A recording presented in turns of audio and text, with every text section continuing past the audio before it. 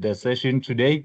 Thank you for taking your time in attending today's session.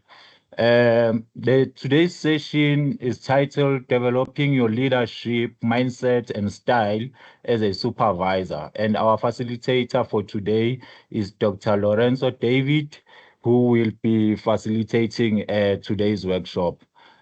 Colleagues, allow me, I'm trying to share something. I think it's a bio for Dr. Lorenzo. Just a moment.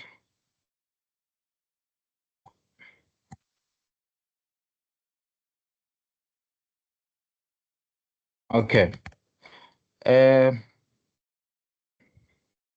I think, can anyone or everyone confirm if they can see my screen right now that I'm sharing?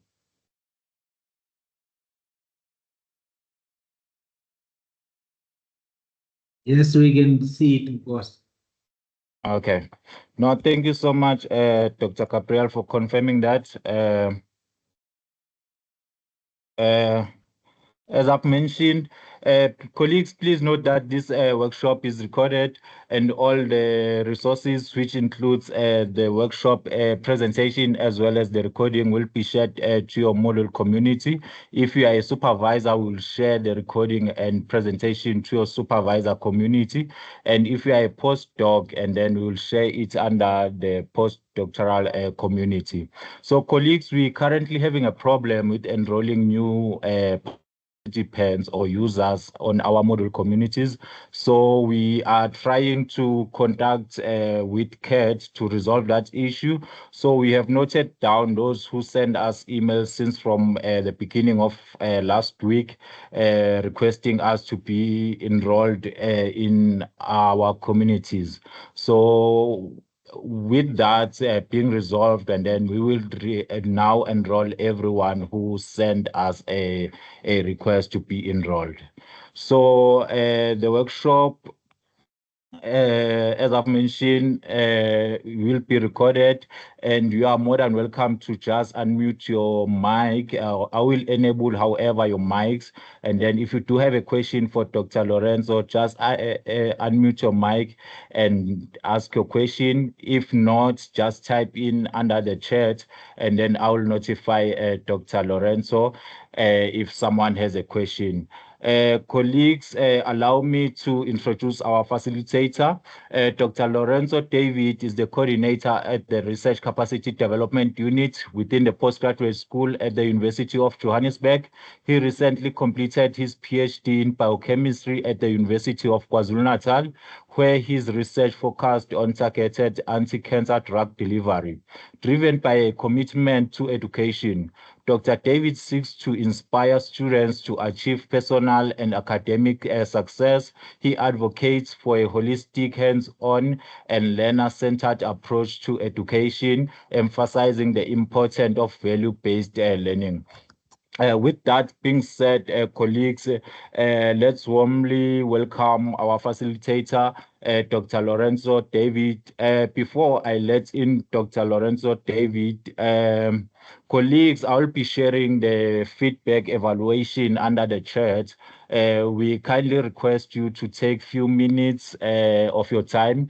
I think it's less than 3 minutes just to fill in that feedback evaluation. The feedback evaluation help us in getting a feedback or sense of the service that we are providing and how we can improve this service as a unit, and also to give feedback to our facilitators for taking their time as well to present these kinds of workshops. So I'll be sharing that under the chat. If you do have time, just take your 2 minutes and fill that in. We will really appreciate that. Without any further waste of time, I think Dr. Lorenzo David, you can begin the session. I'll be here moderating the chat if anyone has a question. And if you do have a question or you want to add something, colleagues, just unmute your mic and make this workshop engaging, and share your thoughts or experiences in this workshop. Thank you so much, Dr. Lorenzo. you can start the workshop. Thank you. Thank you, Mr. Nkosi, and good morning, colleagues. I hope you all are well. I'd like to thank you all for making the time to attend the session today. I hope it's going to be one that's of benefit. As Mr. Nkosi has stated, we would like this session to be as interactive as possible.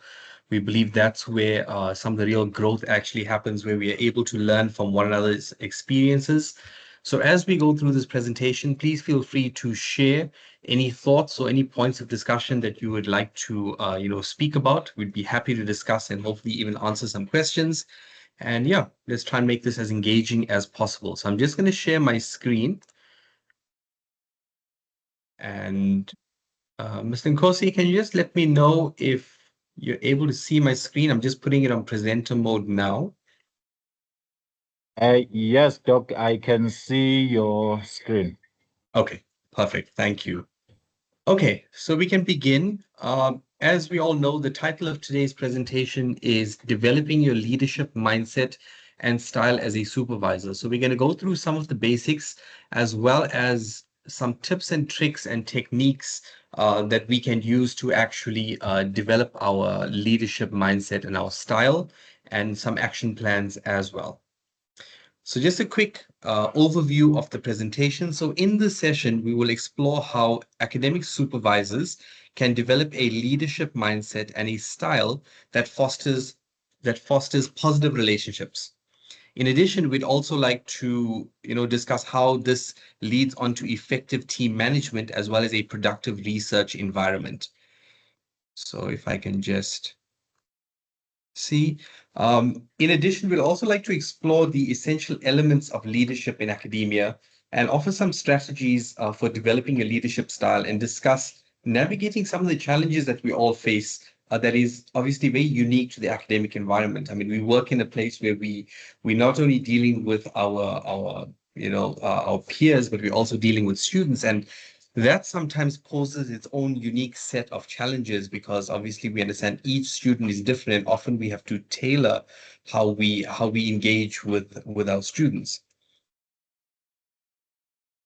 So just to quickly go through the agenda, firstly, we'd like to discuss what exactly is a leadership mindset. And here we hope to provide a definition and highlight some of the core elements of a leadership mindset.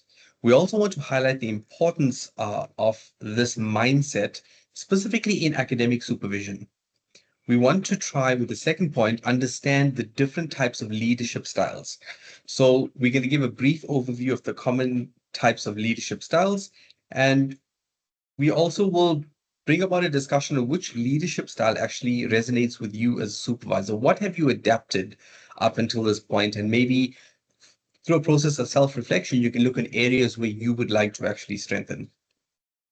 The next 2 points we'd actually like to talk about is building emotional intelligence as a supervisor.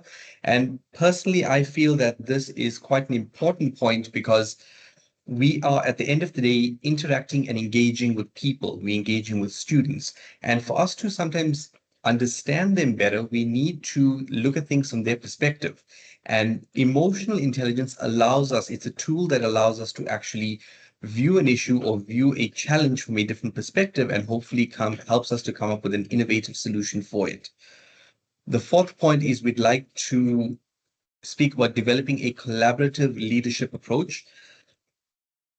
With regards to this, it means encouraging teamwork and collaboration in academic research and within our academic research groups, as well as building a culture of trust and psychological safety.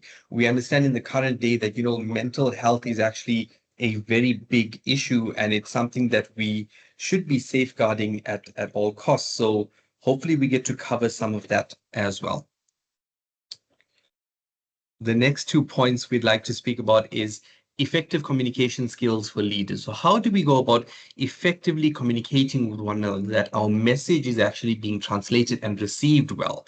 So we're going to discuss some techniques for clear, empathetic, as well as some motivational communication, because we understand, once again, I will drive the point that we're dealing with students most of the time. And we've all been in the situation where maybe a project is not going according to plan, or there's other issues that are actually cropping up. So our ability to actually not only lead and guide them, but to motivate them to reach their potential is actually something that's very important. We're also going to discuss some feedback mechanisms for continuous improvement as well. We understand that we all face challenges when it comes to academic supervision, and we hope to discuss some of these and how we can overcome these challenges, some of the common obstacles, as well as some practical tips for handling these challenges. And the last 2 points I hope that we can discuss would be a leadership development plan. So basically going through the steps, how do we set up a leadership development plan? What are some of the key principles of this, and how do we implement them at each stage? And this will lead into ongoing leadership development, as well as providing hopefully some resources for further reading on academic leadership. And lastly, we'll close off the session with some question and answers, and hopefully some discussion from the audience as well. So I'd like to start with an icebreaker. I understand that many people in the sessions up to now have actually not been too comfortable speaking. So if you are comfortable, please feel free at any point in the presentation to unmute your mic and join in the conversation. Alternatively, you can actually type in your question or your contribution in the chat box, and Mr. Nkosi will bring that to my attention and we can discuss further. So in terms of the icebreaker, I thought it would be interesting for us to reflect on leadership. So if we can all take a moment to reflect on our personal leadership philosophies, our experiences, and how we view leadership in an academic setting. Now, whether we knew... Yeah, you can open your... Sorry, is that a question, or was just someone unmuted? Okay. Sorry, Dr. Lorenzo, you can continue. I think someone was just unmuted. Okay. So if we take a moment to reflect on some of our personal leadership philosophies, our experiences, and how we view basically leadership in an academic setting. Now, the point I'm trying to bring across here is that whether you've been in, a leadership position, or supervising students for a number of years, or whether you are new to it, we all have a philosophy in what we would consider to be the ideal leadership style. So if we think about it, how has our leadership style evolved over the years, and what experiences have influenced that change? So I'll leave a minute for the audience if you want to jump in, but maybe I can start just to give you an idea of what we like to discuss here. So if I think of it personally, from my opinion, how my leadership style has evolved over the years, I think obviously we learn a lot of things from experience, but we can also learn a lot from those around us. I think back to when I first started supervising, I wanted to make sure the students could do as well as possible. And unfortunately, the lines in this scenario actually got blurred between me granting them independence and allowing them to make mistakes, whereas I would actually go and perform lots of the tasks for them. So over the years, I actually realized that, I'm actually not benefiting the students, because if I am going in the lab and sitting with them step by step, allowing them to synthesize a product, how does that help them? Because I'm not going to be there all the time, and no one is going to be there for us all the time. So I think my leadership style has evolved in such a way that now I'll provide an outline of what needs to be done, but allow the student to also go through the process of learning, which involves making mistakes. Because I'm a strong believer in that we learn more from our failures than we do from our successes. And I think if we all look at our masters, our PhD, whatever it is, those experiments or those projects that we took on that actually may not have worked out completely, actually may have taught us a lot more, allowed us to understand how to research or how to approach a problem than our actual successes. So if you would like to jump in at any point, please feel free to type a message, or alternatively, you can unmute your mic. For the sake of time, I will move on to the next slide, but please feel free to jump in at any point. Okay. So we'll start off, or rather continue with, what exactly is a leadership mindset? And I think it's important for us to first begin by defining this leadership mindset. So I believe a leadership mindset refers to our beliefs, attitudes, our mental frameworks that shape how a leader will interact with their team, how we make decisions, and how we influence each other. So we may think of it as us leading a team, we just need to get a task done, but there are things that happen in the background which govern the outcomes of our decision. So basically, a leadership mindset, if we break it down, it's actually the lens through which we as a leader or a supervisor will actually perceive challenges, opportunities, and how we see the members of our team. So if we go on from this, what are some of the key components of a leadership mindset? So when we look at this, we can look at firstly a growth mindset. So the first thing would be, in terms of a growth mindset, it's the belief that abilities and intelligence can be developed through hard work and dedication. And this is something that I personally believe in terms of students, because I don't believe that they are bad students. I don't believe that they are students who are incapable. I think that with the correct direction and the correct support, that, we can help each student to reach their specific potential. Sorry, one minute. This is sorry about that. That was a bit of an interruption.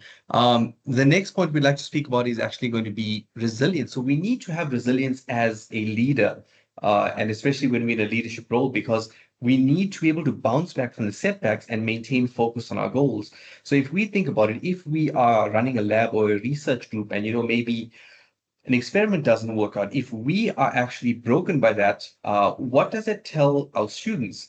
So we need to, yes, be human and be allowed to show emotion, but also let the students know that, what, setbacks are part of academia. There will be stuff that you do that don't work out, but how you react to these setbacks actually determines how you will progress in academia itself.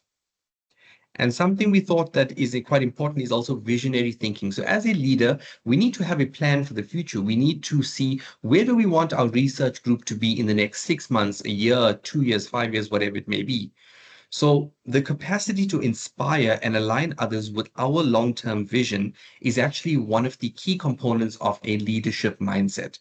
And remember, we're talking about a leadership mindset and not basically just being a manager or a supervisor, because I believe that there is a stark difference between just being a manager and delegating tasks without further information, or being a leader in which you actually are empowering the members of your team. Remember, if we can empower the members of our team, we actually are improving our own efficiency, because there's going to be less time in terms of, I have to sit through this paper now and there's 100 errors in it, versus if we explain to them why, where they're going wrong, those errors won't be repeated in the future as well. So again, I'd like to put a discussion out to the audience. I'd like you to think of a time, even if it's just, in your own personal thought, think of a time when your leadership or when your mindset has influenced the outcome of a supervisory challenge or a success. Now, this could be basically how you see a student or how you approach a particular problem. We notice when we have a positive mindset or basically a positive relationship with someone, that will have a positive effect on, if we're facing a challenge or rather even a success in alternative times as well. So we'd like to go through briefly some of the leadership styles, and if we can discuss them. In terms of leadership styles, I've actually grouped them into 3 main categories. The first one is going to be a transformative or transformational leadership style. And this involves inspiring and motivating by creating vision, fostering creativity, as well as encouraging personal development. So basically, we want to bring about change within the members of our team because we obviously care about their own personal development. The next type of style that we come across is going to be one that is transactional. And in this case here, we focus more on clear structure, rewards and punishments. And while this is good for efficiency, it may limit creativity and also may have a detrimental effect on the development of our team members, which means essentially that we are going to continue to face many of the similar issues because our team members are not developing at the rate at which we would require them to. And the last type that I've actually summarized is going to be that of a servant leadership. And in this case here, it's when a leader actually puts the needs of the team first and basically empowers them and fosters trust. So basically, we are trusting our team to actually perform a particular task. So if we look at these leadership styles within, in your own personal reflection, you can kind of decide, where do I want to be? Do I want to be a transformational leader? Do I want to have a transactional relationship? Or basically, do I want to be for lack of a better word, a servant type of leader in which I put the needs of others before myself? So you look where you want to be and you look where you are, and then we develop a plan to bridge the gap. And that's basically how we're going to go through this presentation as well. So currently we can see what style we're actually using, what leadership style, and basically how do we adapt that to the needs of our students? I think we did a presentation yesterday where we basically adapting to diverse students or leading diverse teams. And what we realize is that there is no blanket approach when it comes to supervision, because every person is going to be different, and therefore our approach to each student needs to be different. So by adjusting and looking where we are currently and where we want to be, we are able to formulate a plan to reach our end goal.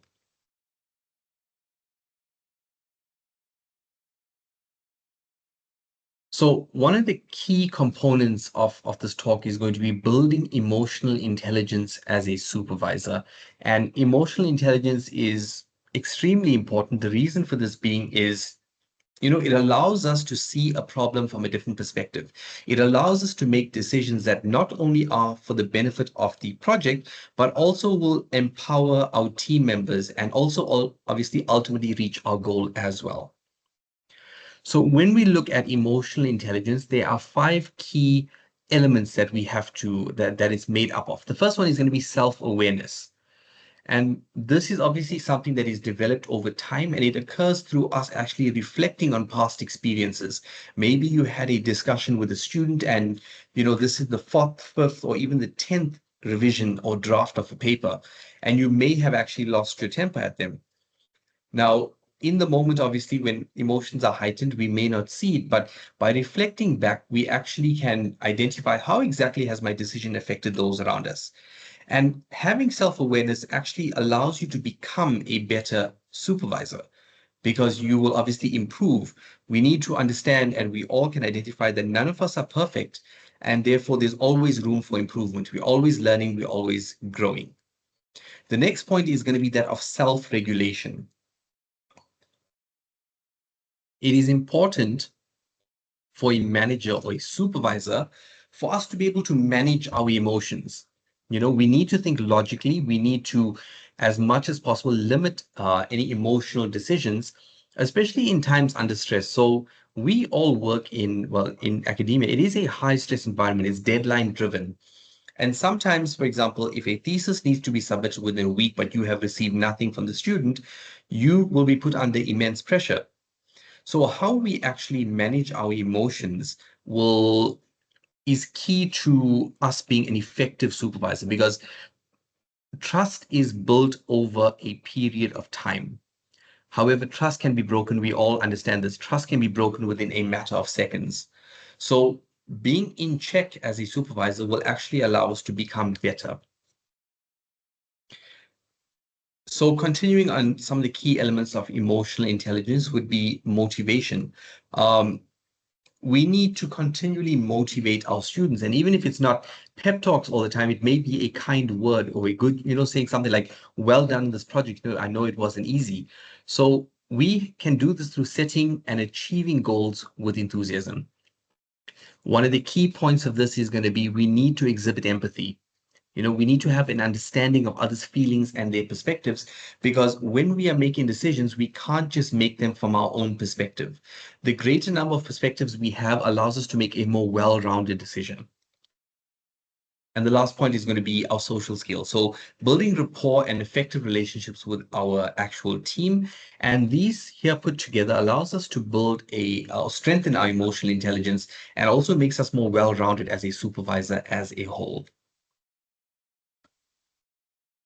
So as you can see, I've actually put in quite a few points for discussion. If there's anyone that'd like to jump in on this discussion point, please feel free. Or alternatively, you can even type it out in the chat box as well. So the question is, how can we develop and strengthen emotional intelligence in daily interactions with students and colleagues? So, I think as people, we tailor our approach and we tailor the way that we interact with each other depending on who we are actually speaking with. So the way that you would speak with your family would be different to the way that you would speak to your friends, or different to the way that you speak to your spouse. So I think the same thing is going to happen here in terms of how we actually adapt to discussing or to interacting with one another. And how do we develop our emotional intelligence? I think the key point is going to be here is reflection. And through reflecting and kind of evaluating, critically analyzing your behavior, your action, your decisions, it is going to allow us to actually strengthen our emotional intelligence on a daily basis.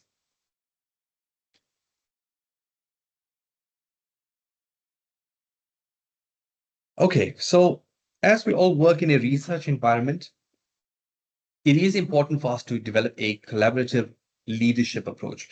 Basically, we want to work with one another and we want our students to develop the same approach as well. So as a leader or as a supervisor, it is actually the onus is on us to actually foster teamwork and collaboration. So what are some of the advantages of teamwork, fostering teamwork and collaboration? It's going to be, it encourages openness as well as participation in decision making. So when we are making a decision that affects the lab, while the final decision lies with you as a supervisor, it's good to get input from the members of your team. It allows us also to recognize and value diverse viewpoints and contributions. We understand that if we want to continue to remain innovative as a research group, and obviously by extension as a university as a whole, we can't come with the same viewpoints all the time. Diversity is actually what they say, what diversity is the spice of life. Diversity is actually there, and it allows us and it drives innovation. It allows us to look at problems from different viewpoints and therefore come up with new solutions which actually could be of greater benefit. And through teamwork and collaboration, we actually are able to facilitate a culture of mutual respect and trust.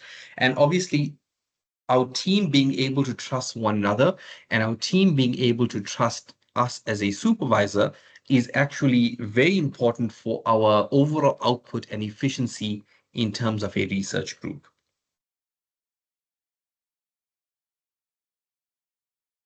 The next point we'd like to talk about is building trust and psychological safety. So trust, like we said, is something that is developed over a long time, and it can actually be broken very easily. So in this context, as leaders, we need to encourage risk taking, and we need to encourage students actually learning from their failures, and we need to adapt the same approach as well, because at the end of the day, no one is perfect and everyone makes mistakes. As long as we're not making the same mistakes 10 times in a row, then obviously that shows growth and it shows actually development. And something that I thought is very important would be ensuring that our feedback to our students is actually constructive. And this obviously allows us to build trust with one another, because they will be able to actually, come to us with suggestions or questions or concerns or whatever it may be, and how we interact with them will actually be in a positive manner. I think as a leader as well, while we've been placed in a position of, for lack of a better word, we've been placed in a position of leadership or in a supervisory role, and at the end of the day, the decisions do lie with us in terms of the direction that a project is going to take. I think that it is also important for us to always be open to new ideas as well. You don't always have to take these ideas on, but be open to them and actually consider them, critically evaluate them for their suitability for a particular project. And by us doing this here, our team actually sees that, I am being seen, I am being heard, and overall it improves you as a supervisor, because at the end of the day, we want to be as diverse in our thinking, as innovative in our thinking as possible. And sometimes a different approach or a different viewpoint is, would be to our benefit. So quickly, we're going to go through some methods for effective communication and some of the skills for leaders. So if we look at what makes or what allows a leader to have effective communication skills. So we broke it down into 3 points. The first one is going to be active listening. Second is clarity and conciseness, and this is especially when we are delegating a task or providing feedback. And the last one is going to be something which is a bit more difficult, that is non-verbal communication. So let's break it down. So if we look at active listening, what does this mean? It means that we truly understand what others are saying without interrupting or making assumptions. So we all would have heard the term, you sometimes listen to respond. And I think many of us would be guilty of this, in that when we are having an argument or a discussion with a colleague or a student, before they have completed their point, we already have formulated our answer, which basically means that we are not completely considering the information that is being provided to us. We are basing our response based off our own knowledge only. So active listening involves actually blanking out your mind for a few seconds and listening to the other person, listening to what they have to say, and thereafter maybe taking a few seconds and thereafter coming back with your response. And we'll notice that when we actually do this, more often than not, our response is actually slightly different to what it would have originally been. The next point in key communication skills will be the level of clarity and conciseness in our communication. So essentially, this means we need to ensure that our message is clear and easily understood. Sometimes we may have students, if we think, not to stereotype, but if there's an honest student and we are asking them to go into the lab and synthesize this product, due to them feeling that, I can't ask a question, they may just say, yes, I understand. They go into the lab and they completely, mess it up. And that has a knock-on effect to the rest of their work. So in this case as well, to ensure that our message is clear and easily understood by the person that we're speaking to, our team member, and maybe just follow up and be like, what, in summary, A, B, and C, this is what we're looking for. Is everything good? Do you have any questions? And that actually fosters trust and builds a relationship between you and your team members as well. And the last one that we spoke about is actually non-verbal communication. And it's something that is actually a bit more difficult to actually put into context. So this basically involves body language, and there's lots of material online in terms of non-verbal communication cues.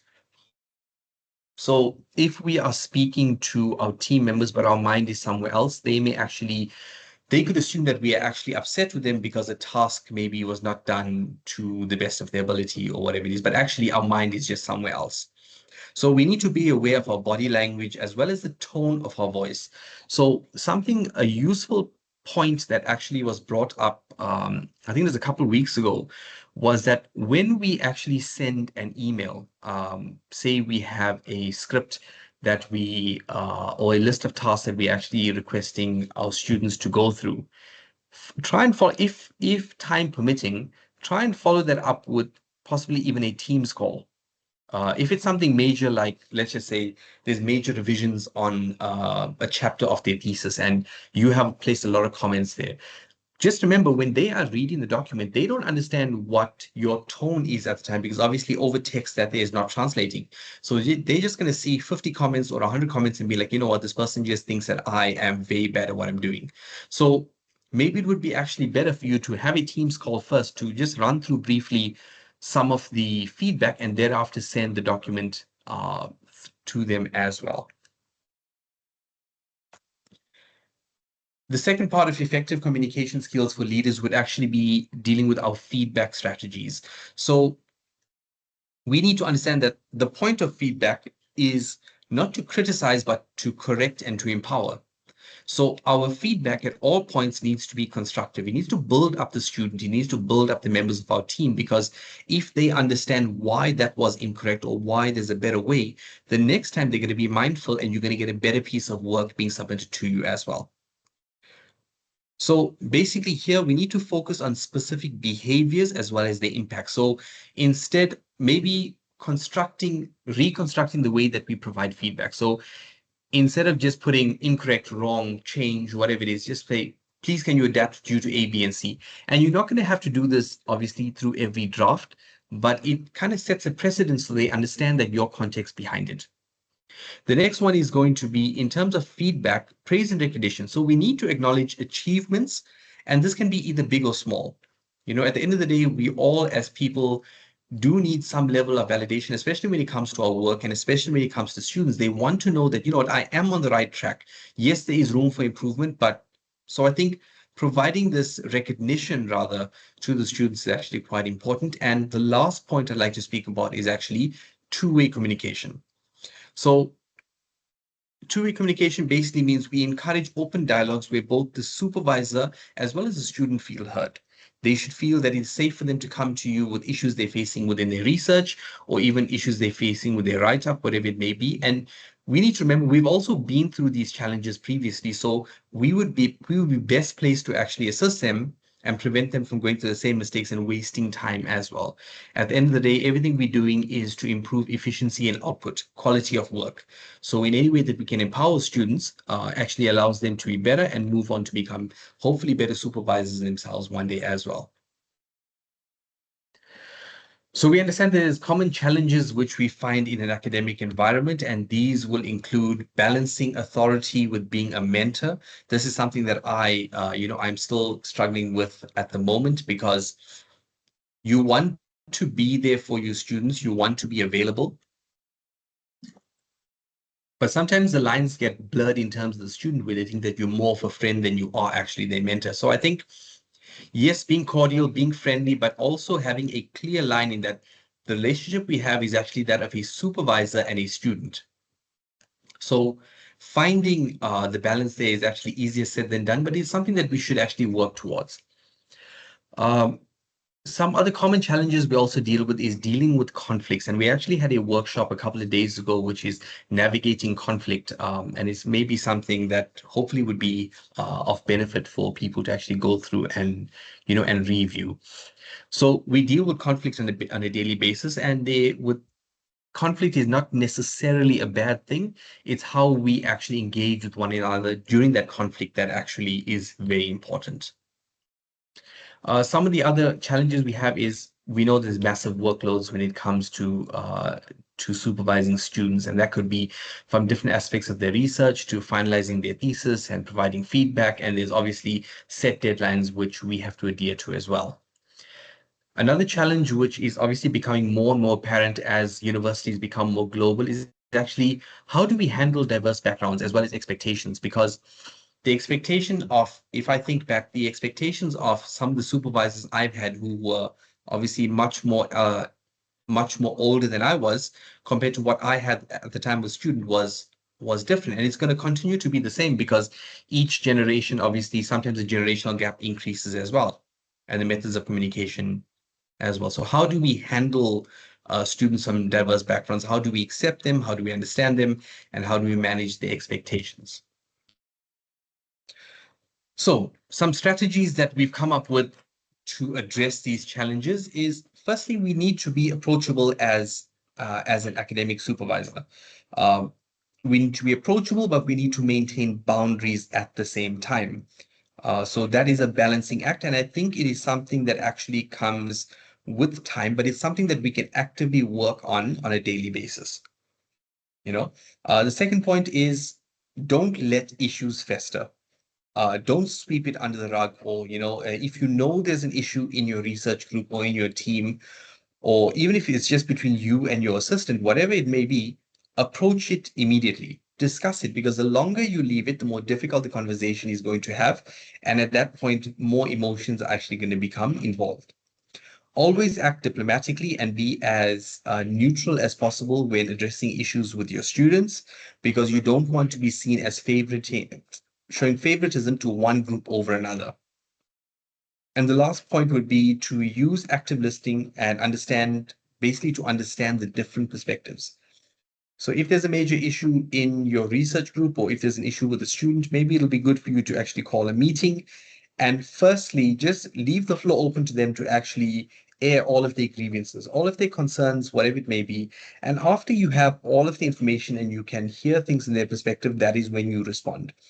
And more often than not, we will be able to find an amicable solution to any issues or challenges that we are actually facing.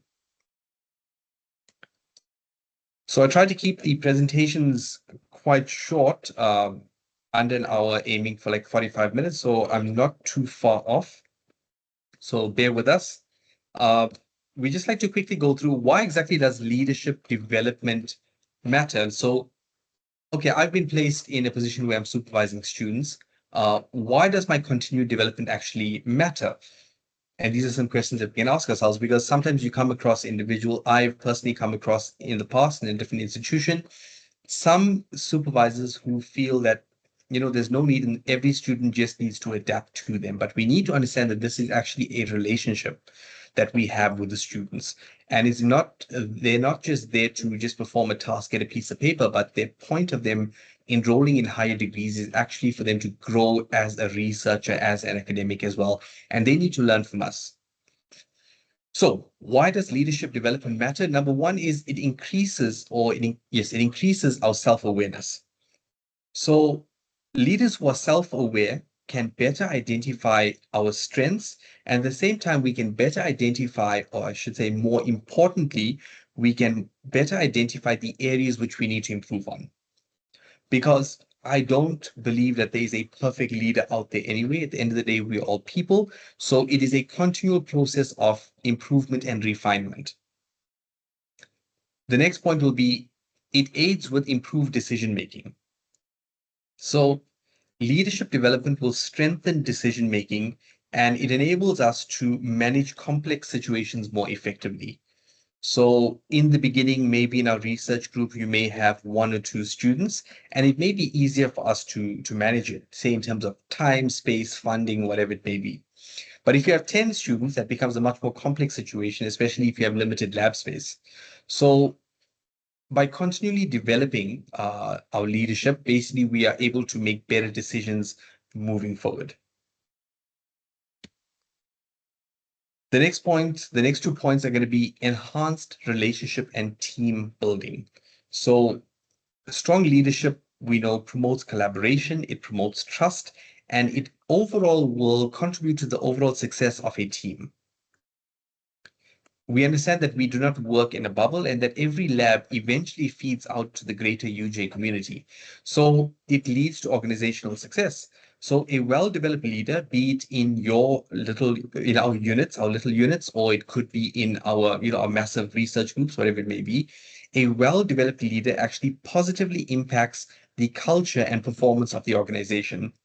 We need to remember at the end of the day, no matter what we're doing, we do represent the University of Johannesburg, and we obviously are all working towards its continued success. So even every success that we have in the lab, every paper that we publish, obviously affects the organization in a positive manner as well. And obviously, the opposite will be true as well. And the last thing I thought was quite important was that your continued leadership development is actually important because it will bring you a sense of personal fulfillment. So leaders who develop themselves basically experience a greater satisfaction and growth in their careers. Think back to a time maybe when you were, well, in science, we have obviously lab demonstrators. And I think back to a time when there was a student who was genuinely trying to synthesize this product and to isolate this product actually. However, they just were not winning. And I saw the student sit for over 2 weeks and they, something was just not clicking for them. And I remember being in the same position myself. So we just went and had myself and a few of the other demonstrators just went and had a conversation with them and walked them through the process. And the feeling that you get from actually assisting a student and helping them, not just to complete a task, but to understand where you went wrong and how it's actually now going to work, and seeing the look on their face actually does give you a sense of personal fulfillment. And it's something that I think that many leaders actually look towards or look forward to. So the last section before we go to any questions and answers, are there any questions, would be let's go through what exactly is a leadership development plan. So we can define it. We understand that a leadership development plan is essentially a personalized framework which outlines your goals, skills, and actions which are needed to develop leadership capabilities over time. So if I look at myself now and if I see where I'm currently, I can see that there is 100 things, if not more, that I need to improve on as a leader to be more effective. So this allows you to identify where your strengths, your weaknesses, and basically to bridge the gap between them to from where you are to where you want to be. So we're going to look at some of the key components, and we're going to go through these step by step. The first one is going to be self-assessment to see where you are currently. The second one is going to be goal setting. What do I want to see in a period of 1 month, 2 months, 3 months, 5 years, 10 years? The next one is how am I going to achieve these goals through an action plan? Thereafter, we're going to define a timeline. And obviously, with anything that we do, we don't just leave it at that point. We're going to continuously review it. So let's go through step one. So step one is going to be self-assessment. And this basically means it allows us to understand where we are currently and identify areas that we need to focus on. So in terms of methods of self-assessment, we've come up with, or rather we've researched 3 key points. The first one is going to be 360-degree feedback. And I think in industry especially, this is something that is quite prevalent. Not only does your manager provide feedback or your supervisor or line manager provide feedback on you, you are actually able to provide feedback to your line manager or your supervisor. And it's something which, can be a possibility for us to implement in an academic setting as well. So a 360-degree feedback basically means we gather input not only from our students, but also from our peers and our colleagues. And we basically trying to gather information regarding our leadership strengths and weaknesses. Now, personally, I don't believe that this is a bad thing because different perspectives, once again, allow us to maybe see flaws or issues that we ourselves have not identified. They could be something that is actually unconscious. And we've even spoken about unconscious bias in previous workshops as well. So it's something to think about. Then we know there's different types of tests that we actually can take, and lots of them are found online. So one of the common ones is going to be the Myers-Briggs type indicator, and you can go into Google and you can find many different types of tests that you can take. So it'll be able to pinpoint based on your responses what type of personality and leadership style do you exhibit currently. And the last one is going to be self-reflection. So in terms of self-reflection, we've mentioned this a few times. We need to regularly reflect on our leadership experiences and ask ourselves, a few questions like, what situations have challenged me as a leader? What do I enjoy most about leadership? And I think this is a key point because we need to constantly remind ourselves, why do we enjoy being a supervisor? What was the point of us aiming to become an academic? And by constantly keeping this as a goal, we don't get taken up by the day-to-day stresses. And the last thing is, what do I find difficult as a leader? Do I find providing feedback difficult? Do I find being, completely open and honest in terms of, a student is not performing? Do you find it difficult to have these conversations? And once we understand or we've identified a problem, we can thereafter come up with a plan to actually achieve those goals. So when it comes to step 2, which is basically setting our leadership development goals, this essentially helps us to clarify what success actually looks like and provides direction for improvement. So lots of us will be familiar with this framework here, but I thought I'll just put it in the presentation so everyone has access to it. So we come across the SMART goals framework, which basically means, as we can see, points 1 to 5, they need to be specific. Our goals need to be specific, measurable, achievable, relevant, and most importantly, time-bound. So if we go through it here, obviously the first point, it needs to be specific. It needs to be clearly defined. Example, I need to improve on my ability to give constructive feedback. That is a specific goal that you are setting. So how are we going to measure this? So basically we can say, I'm going to request feedback from team members after every performance review. Okay. The third point will be this goal needs to be achievable. It needs to be something that we obviously can achieve within the space of time, as well as our, say, the resources that we have available. So we need to always ensure that the goal is realistic. So we can say, for example, we can set a goal to improve your conflict resolution skills by attending a workshop. And the same can be true in terms of feedback. You can, there's so much resources online on how to provide constructive feedback, and there's so many videos available as well. So we can attend these, we can read up, we can research, we can attend workshops. This is how we are actually able to achieve these goals. The fourth point is going to be, it needs to be relevant, and we need to ensure that the goal aligns with our leadership role, as well as what our aspirations are as a leader itself. And most importantly, every goal that we set needs to be time bound, meaning we need to define a time frame for achieving the goal. So if you're saying that I need to be able to provide constructive feedback, give yourself a goal of, okay, I'll give myself between 3 to 6 months in order for me to become more efficient or to improve my efficiency in this regard. The third point is going to be creating an action plan, and it is important for us to break down goals into actionable steps. So basically, we're trying to take this step by step and walk ourselves through this, because when we look at say if we identify these major changes that need to be made, sometimes it can be overwhelming because we believe there's 100 things that we need to change about ourselves. How do I go about doing this? So as the saying goes, how do you eat an elephant? It's going to be obviously one bite at a time. The same thing is going to happen here. How do you overcome huge challenges that you come across? You break it down into manageable steps. You take one step at a time. You go through the day 1 hour at a time. So in terms of our action plan, we need to include 3 elements. So before I go through this here, we can basically speak about the following. So we need to define the specific actions which are needed to achieve a goal. So if we go back to the example on constructive feedback, what actions do I need to take in order to achieve that goal? And thereafter, we break these actions down into manageable tasks with deadlines. So as an example, if as a supervisor, you struggle with delegating tasks, so your goal is going to be improve delegation skills. How do I go? What actions can I undertake to actually achieve those goals? And it's going to be identify 3 tasks to delegate in this month. Okay. So I'm going to identify 3 tasks to delegate this month.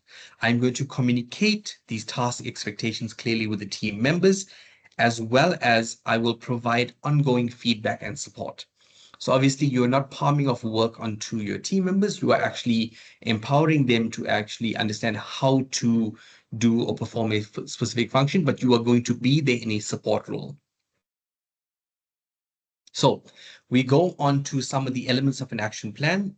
In terms of learning, we can do this through engaging in trainings or workshops.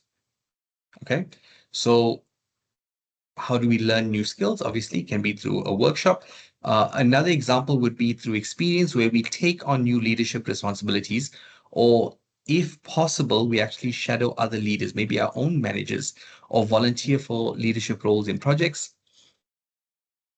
And the last one is going to be in terms of mentoring. So we find a mentor or a coach who can help guide our leadership journey. And I think this is important because we obviously work in a university, and there are so many experienced senior lecturers, doctors, professors, full professors, emeritus professors around us, that we actually can lean on them for guidance and advice. And I think it would be a shame for us not to use the resources available to us as well.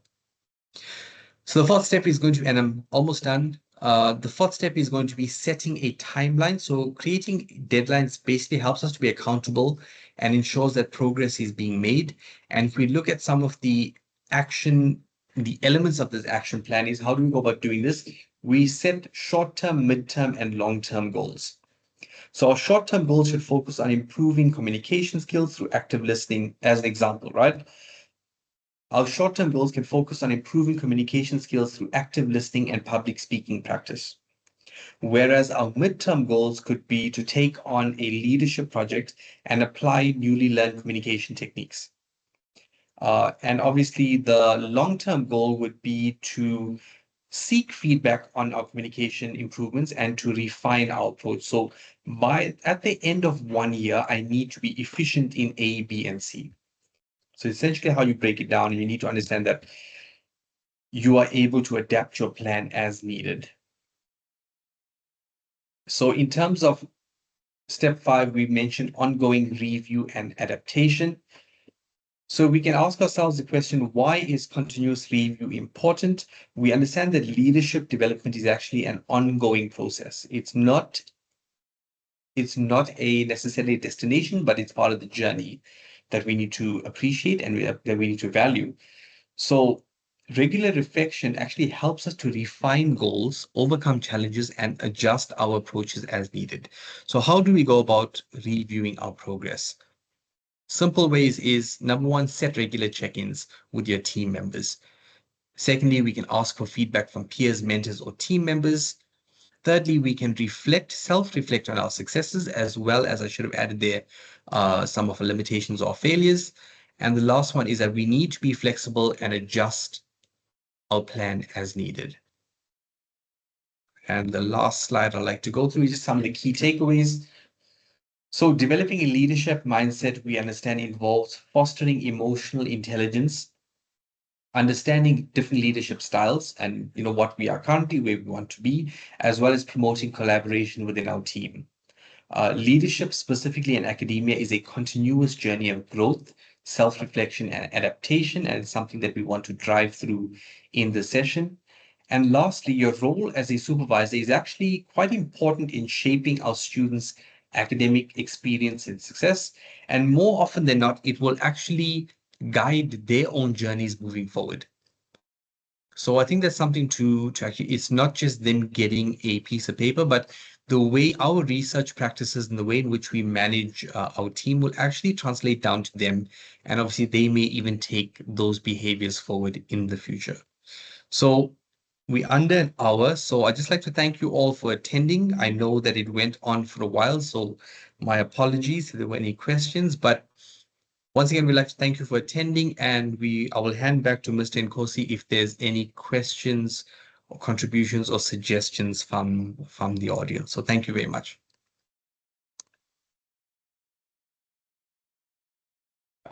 Thank you so much, Dr. David, for the very informative session. To the colleagues, if you do have any questions, please just unmute your mic and ask a question, or if you are unable to, just type under the chat or under the Q&A, and then Dr. Lorenzo David will answer or attend to your question.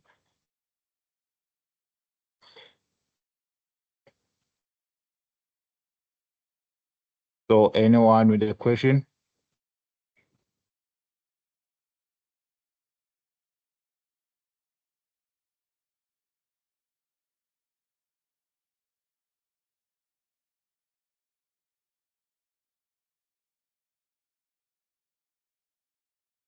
Okay, it seems like, okay, no questions. Okay, no, it's fine. Dr. David, just a quick one, probably to the floor. How do you differentiate a manager or a leader in supervision? Someone, let's say your supervisor, how can you tell that this supervisor actually is a manager or this supervisor is actually a leader?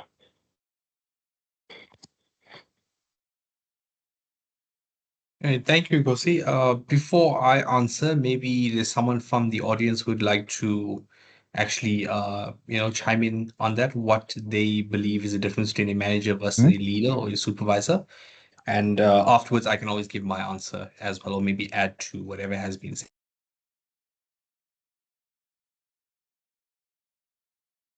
Thank you for that. I don't know, Dr. Gabriel, you want to jump in and ask a question or answer the question that I've asked, or you want to add something? Thank you, because from me, I just wanted to just maybe contribute to the conversation that, Dr. David was having with us. And also going back to the previous session that he facilitated as well, where we were talking about this issue of the sort of cultural issue of diversity, in supervision, embracing diversity in supervision. So I see this as linked. That workshop and this one, the topics are sort of intertwined, where the issues of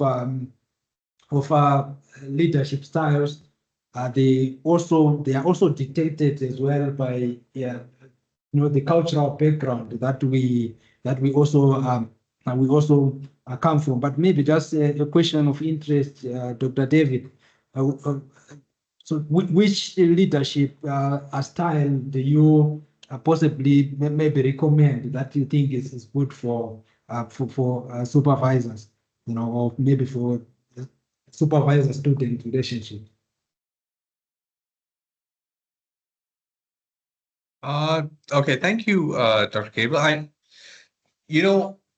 That is actually quite a difficult question, but if in my personal opinion, you're to ask me that, so my personal opinion is that I aim to try and I would hope to one day become a transformational leader, meaning that I don't just want to achieve the goals of the specific research group, but I would want to help the members of my lab to actually progress. So I think personally, that's something that I have appreciated when I've had those types of supervisors, those who empower you to actually, go on and to have confidence in your ability, as well as give you opportunities to actually showcase your talent. So that is something that I would aim towards. And I don't know about the rest of the group, but I know it would be quite a personal choice for many people. So yeah, so I think transformational leadership is something that I would actually like to focus on. And if I can also take a minute and answer Mr. Nkosi's question, you asked what is the difference between a manager versus a leader? And if I have to break that down, it's essentially going to be a manager will delegate tasks to you, right? And the end goal of that is just for you to achieve the goals that have been set out at the beginning of the year. Whereas a leader, in my opinion, is not just there for you to complete tasks, but is also there for you to be empowered. A leader doesn't actually act through, I have to be careful how I structure this, but a leader should actually be there as an example of how the rest of our team members want to be. So if I look back to some of my supervisors and I saw how they organized the lab, how they wrote, how they managed their research, and how they balanced life in academia, how they presented themselves, and also what they expected from us. I believe that is actually what a leader is. Actually, it shows you the way, it shows you a better way, but it also has your best interest and development at heart as well. So I hope I answered both of your questions. Yeah. Yeah, thank you, Dr. Lawrence. Just maybe in addition from my side, is that for me, I think that the leadership styles, there's no one style that works for all the situations.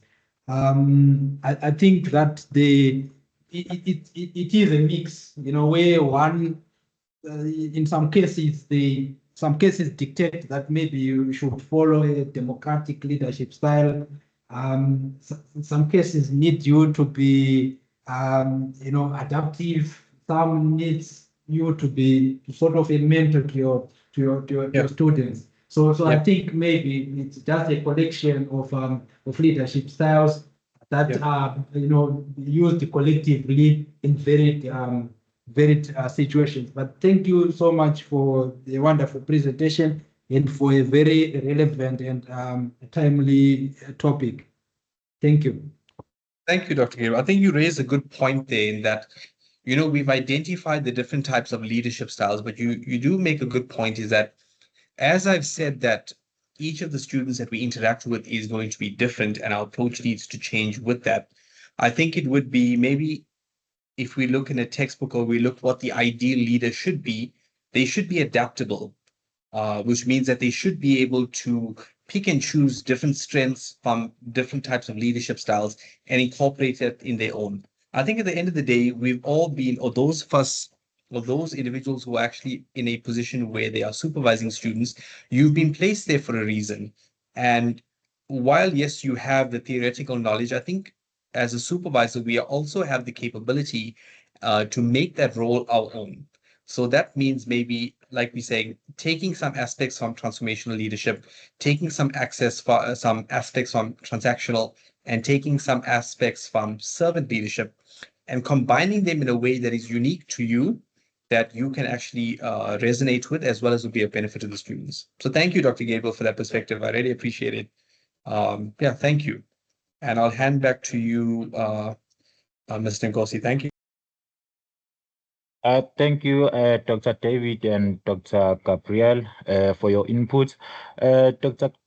David, just to follow up on the questions that I've asked, I think you answered me very well when you said like a leader mentors a student and guiding them even beyond just to completing tasks, while managers they deal with deadlines and making sure that target is met and the objectives are met.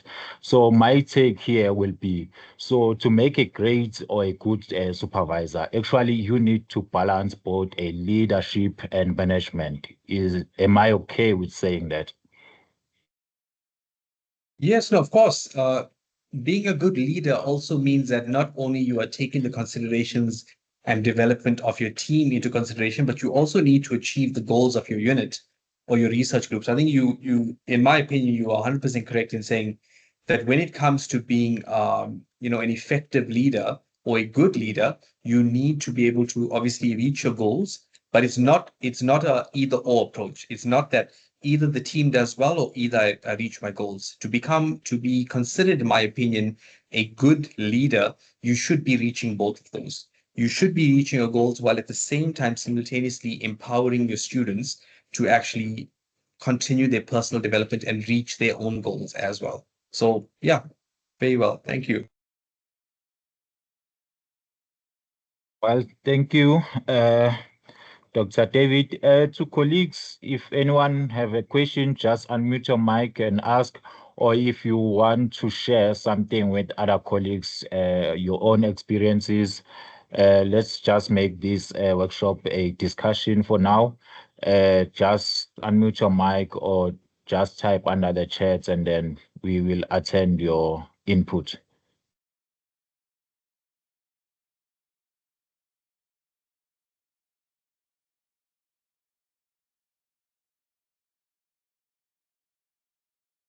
I see that there are no questions and no one has raised a hand. With that being said, colleagues, I think it will be safe if we will close the session in few minutes. But before that, colleagues, I've shared an RCD launch invitation under the chat, which will be on the 14th of this month. We kindly request you to register for that event or for that workshop. That event, it will be now as a sort of an information session whereby we will giving you more information regarding the management system, how it works and where to find resources, your events, and other upcoming workshops. So please, colleagues, do register for that because all of our communication now will be via through the management system. So going forward, we'll be using management system. So please register for that workshop. We will give you more information regarding how the system works and where to find certain resources that we'll be using throughout the year and going forward. I've also shared the feedback evaluation under the chat. Please do fill that in. It helps us in terms of reporting, as well as to give feedback to our facilitators for taking their time, as well as to ensure that those who attended this workshop will get a certificate of attendance. So if you do want to get a certificate of attendance, probably to show to your supervisor or to your line manager, you are requested or kindly requested to just fill that evaluation form, and then we will send you a certificate of attendance once our system is up and running, probably after the 14th of March. So colleagues, thank you so much for your time and attending. We do have another workshop on the 13th. We will share the announcement on model communities. My colleague has notified me that now we are able to register new users under model communities. So if you are not enrolled in any of the model communities, you are more than welcome to share your email address, your details. If you are a supervisor, just tell us in the email that you are a supervisor and you want to be enrolled in supervisor community. If you are a postdoc, we will enroll you to a postdoc or PDRF community. So colleagues, thank you so much for taking your time. The workshop resources, recording, as well as the presentation will be shared under your respective model communities. And to our facilitator, Dr. Lorenzo David, thank you for taking your time and presenting such a very insightful and informative session. Thank you so much to everyone. You can have a lovely and great day further. Thank you so much. Thank you. Goodbye.